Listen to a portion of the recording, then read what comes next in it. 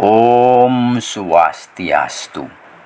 Masa suram dinasti Panji Sakti di Buleleng. Masa suram kerajaan Buleleng terjadi setelah I Gusti Panji Gede Danu Darastra menggantikan kedudukan I Gusti Panji Sakti, ayahnya, menjadi Raja Buleleng kedua, yang kemudian berkuasa dari tahun 1699 sampai dengan tahun 1732. Pada masa pemerintahannya, I Gusti Panji Gede Danu Darastra memerintahkan merabas hutan Batu Karu, yang merupakan daerah kekuasaan Kerajaan Mengui. Tentu saja tindakan itu mengakibatkan pada tahun 1732 I Gusti Agung Putu, Raja Mengui, menjadi marah dan memerintahkan pasukannya menyerang dan menaklukkan Kerajaan Buleleng. Kerajaan Buleleng pun selanjutnya dapat ditaklukkan. Sebagai tanda takluk, I Gusti Panji Gede Danu Darastra pun memberikan putrinya yang bernama I Gusti Ayu Panji kepada Raja Mengui, I Gusti Agung Putu, untuk dijadikan permaisuri. Ketika itu ikut juga seorang Brahmana yang bernama Ide Pedanda Sakti Bukian dari desa Kayu Putih, yang selanjutnya oleh Raja I Gusti Agung Putu diberi tempat di Kekeran.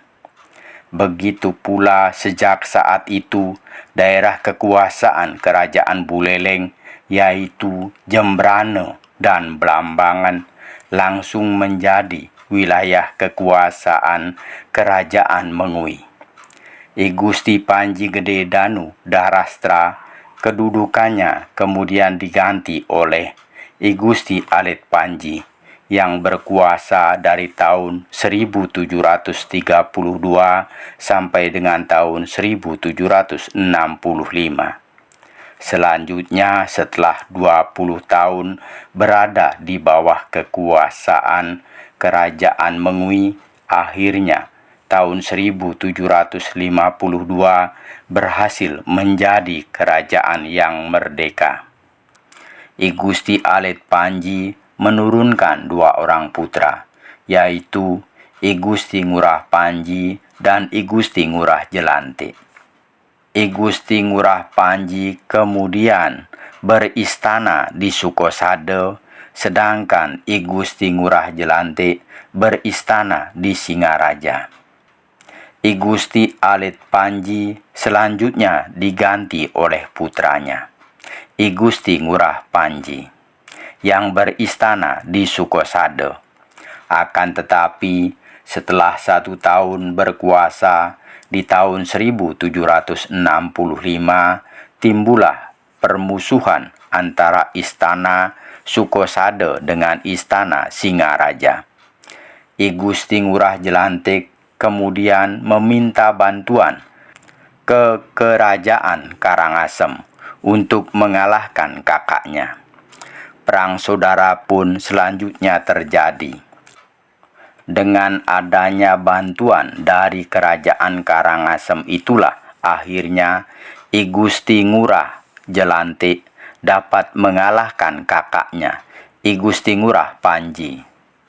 I Gusti Ngurah Jelante kemudian naik tahta, dinobatkan menjadi Raja Buleleng, yang selanjutnya berkuasa dari tahun 1765 sampai dengan tahun 1789. Penobatan I Gusti Ngurah Jelante sebagai raja pada saat itu didampingi oleh I Gusti Nyoman Karang sebagai raja muda. I Gusti Nyoman Karang adalah salah satu putra dari Raja Karangasem, I Gusti Anglurah Gede Karangasem, Dewate di Tohpati. I Gusti Nyoman Karang itu ditugaskan sebagai adipati di bawah kekuasaan Karangasem. I Gusti Ngurah Jelante dan I Gusti Nyoman Karang tinggal dan memerintah bersama-sama Kerajaan Buleleng dari Istana Singaraja. Selanjutnya pada tahun 1800 I Gusti Ngurah Jelante wafat. I Gusti Nyoman Karang kemudian dinobatkan menjadi Raja Buleleng pertama dari dinasti Karangasem. Sejak itulah Kerajaan Buleleng langsung berada di bawah kekuasaan dinasti Karangasem. Raja I Gusti Nyoman Karang selanjutnya mengangkat putra I Gusti Ngurah Jelante yang bernama I Gusti Bagus Jelante Banjar sebagai patih Kerajaan Buleleng, dengan diberi kedudukan di Bangkang, di sebelah barat Sukesade. I Gusti Nyoman Karang tidak lama menjadi Raja Buleleng, sebab pada tahun 1809 I Gusti Nyoman Karang wafat karena serangan penyakit. I Gusti Nyoman Karang selanjutnya kedudukannya diganti oleh kakaknya, I Gusti Gede Karang, sebagai Raja Buleleng kedua, yang berkuasa dari tahun 1809 sampai dengan tahun 1827. Setelah 7 tahun I Gusti Gede Karang berkuasa di Buleleng, tahun 1816 terjadi bencana alam tanah longsor di Bangkang dan Sukosade. Bencana tanah longsor itu mengakibatkan puri I Gusti Bagus Jelante Banjar di Bangkang tertimbun tanah longsor, yang mengakibatkan penghuni puri, yaitu patih I Gusti Bagus Jelante Banjar dan keluarganya, I Gusti Wayan Panji, I Gusti Wayan Penebal, I Gusti Nyoman Penarungan beserta keluarganya meninggal dunia tertimbun tanah longsor. Setelah meninggalnya patih Kerajaan Buleleng, Raja Buleleng kedua, I Gusti Gede Karang kemudian mengangkat adik almarhum I Gusti Bagus Jelante Banjar yang bernama I Gusti Ketut Jelante menjadi patih Kerajaan Buleleng. Raja I Gusti Gede Karang kemudian dapat menjadikan Kerajaan Buleleng berkembang dengan pesat, dan bahkan pada tahun 1818 Raja I Gusti Gede Karang berhasil menjadikan Jembrane di bawah kekuasaan Kerajaan Buleleng, yang sebelumnya menjadi pasal Kerajaan Badung. Untuk mempertahankan wilayah Jembrana, Raja I Gusti Gede Karang selanjutnya menempatkan orang-orang Bugis di Jembrana di bawah pimpinan Patimi. Kemudian setelah Raja Kerajaan Karangasem I Gusti Anglurah Gede Karangasem Dewate di Tohpati wafat, kedudukan raja diganti oleh putranya yang bernama I Gusti Anglurah Bagus Karang.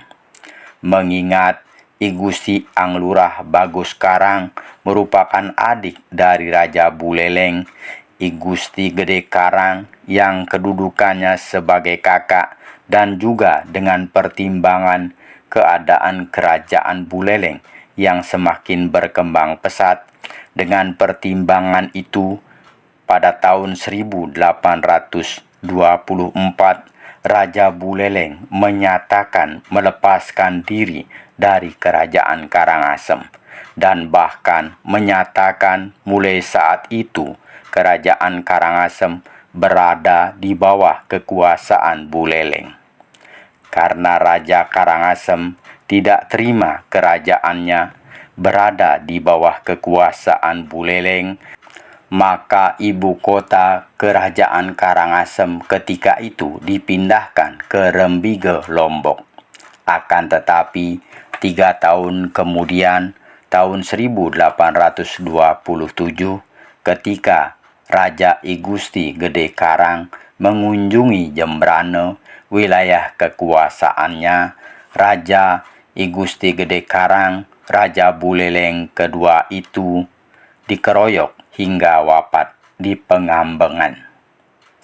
I Gusti Gede Karang kemudian dikenal dengan sebutan Dewata di Pengambengan. Kekuasaan Kerajaan Buleleng kemudian diganti oleh putranya, I Gusti Gede Karangpang, sebagai raja ketiga dari dinasti Karangasem. Pada masa pemerintahan Raja I Gusti Gede Karangpang, terjadi kesalahpahaman dengan salah seorang keturunan Panji Sakti yang bernama I Gusti Bagus Kesatria. Ketika itu I Gusti Bagus Kesatria menghaturkan hidangan ikan udang yang diartikan oleh Raja I Gusti Gede Karangpang sebagai udang, yang artinya selesai menjadi raja. Tentu saja kesalahpahaman itu menyebabkan Raja I Gusti Gede Karangpang memerintahkan untuk membunuh I Gusti Bagus Kesatria.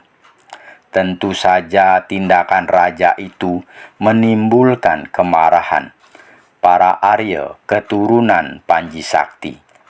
Pada suatu hari, pada malam pertunjukan wayang di halaman Puri dengan dalang Ki Guliang dari desa Banjar, para Arya keturunan Panji Sakti hendak memberontak dan membunuh raja.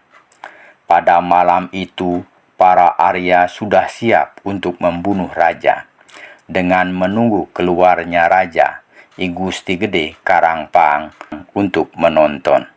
Akan tetapi, raja tidak kunjung keluar juga. Akhirnya, para Arya bersama pengikutnya langsung menerjang ke dalam Puri.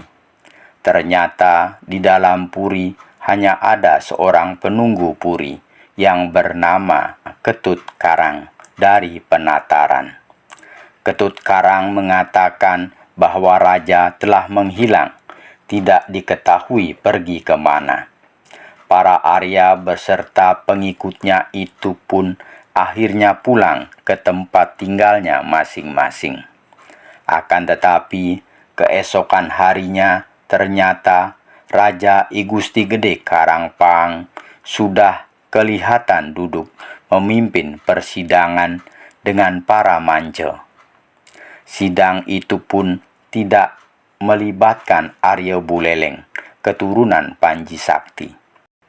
Ternyata Raja I Gusti Gede Karangpang telah mengetahui upaya para Arya keturunan Panji Sakti akan memberontak dan membunuh dirinya.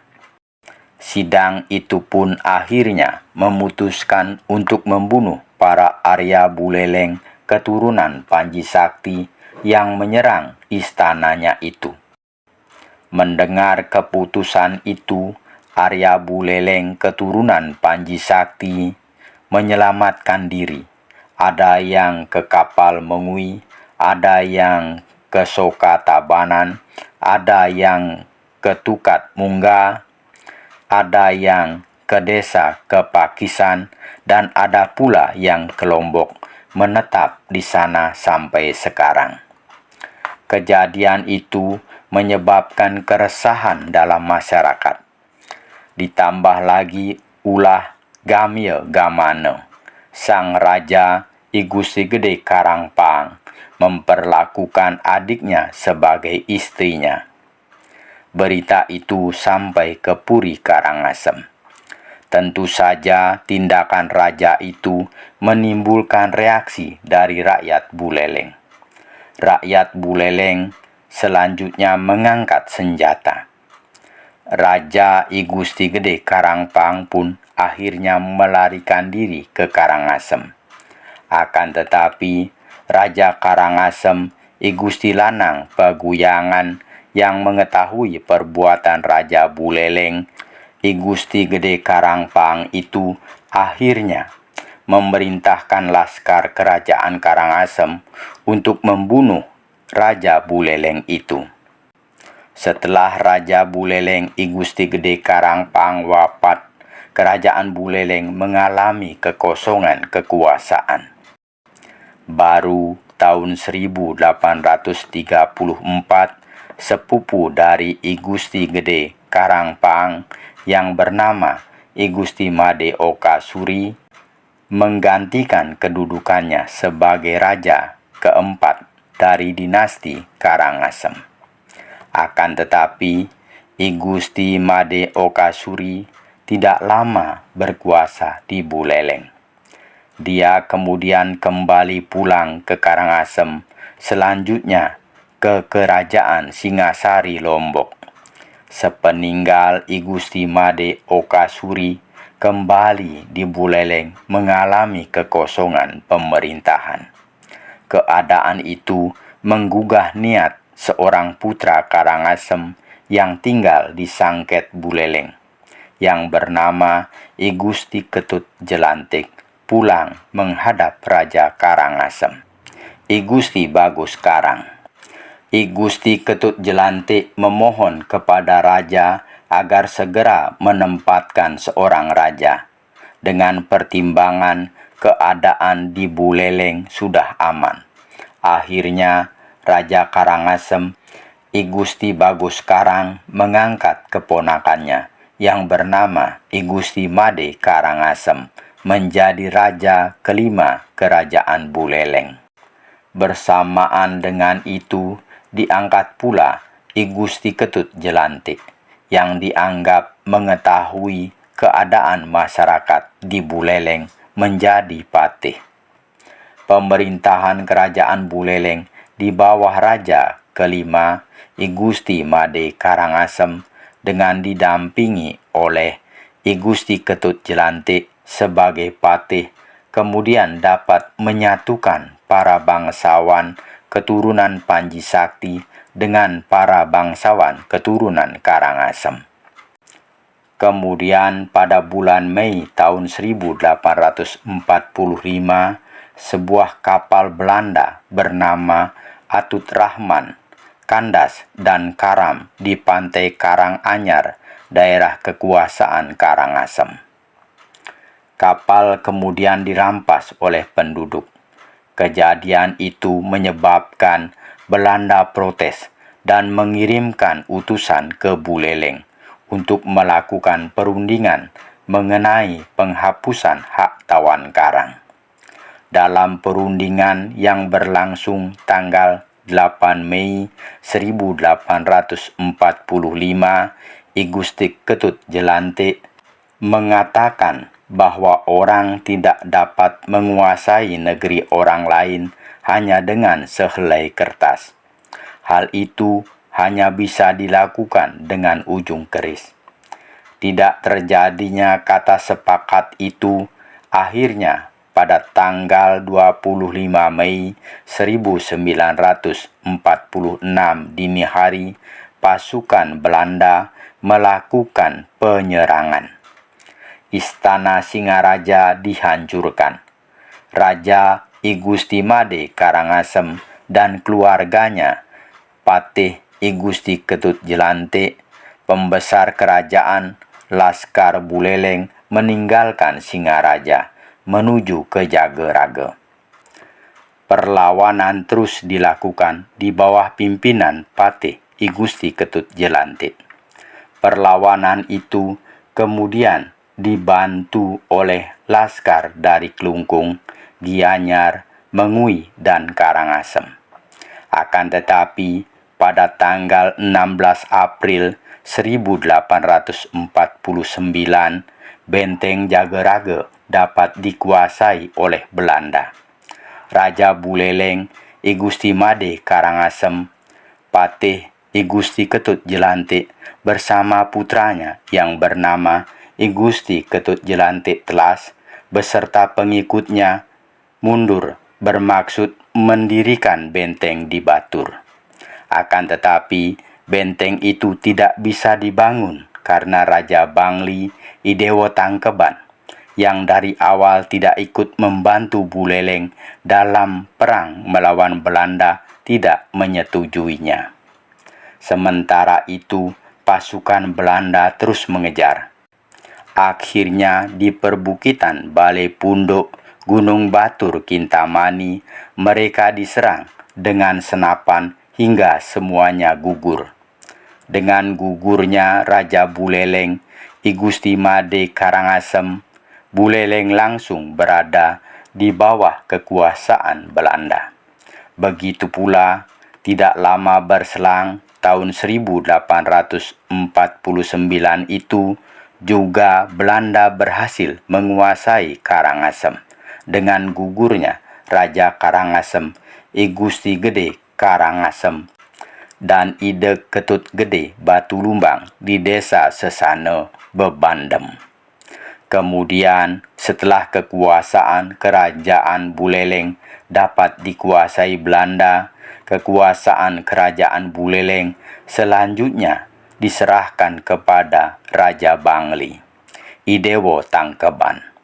Akan tetapi, setelah Belanda menyerang Kerajaan Kelungkung yang dimulai dengan Perang Pusambo, Raja Bangli menyerahkan kembali kekuasaan Kerajaan Buleleng kepada Belanda sebagai protes Raja Bangli terhadap tindakan Belanda. Setelah Buleleng dan Karangasem dikuasai oleh Belanda, kekuasaan Kerajaan Buleleng dikembalikan lagi kepada keturunan I Gusti Panji Sakti.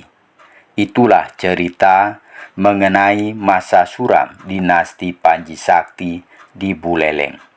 Cerita itu saya olah dari berbagai sumber, di antaranya dari buku Kupu-Kupu Kuning yang Terbang di Selat Lombok yang ditulis oleh Anak Agung Ketut Agung.